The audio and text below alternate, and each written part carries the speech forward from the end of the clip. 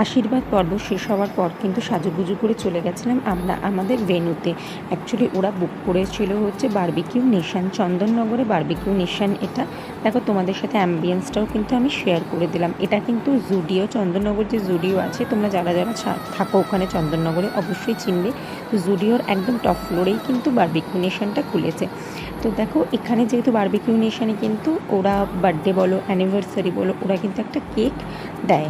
তো এই কেকটা কিন্তু সবার লাস্টেই কেটেছিল, কিন্তু আমার মনে হলো তাই আমি ফার্স্টে তোমাদের সাথে শেয়ার করলাম।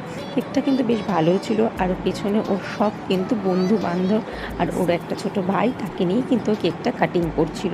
ও কিন্তু বেশ পিসগুলো ভালো ভালোই করলো, করে সবাইকে বললো যে একে ওকে খাওয়া। ও কিন্তু নিজেই কেকটা খেয়ে নিল। তারপর আমি কিছু ফটো তোমাদের সাথে শেয়ার করলাম। ও সবার সাথে যা ফটো তুলেছে আমি তোমাদের সাথে শেয়ার করলাম। কেমন লাগছে অবশ্যই জানিও। আরও ভিডিও কিন্তু আসছে, দেখতে থাকো।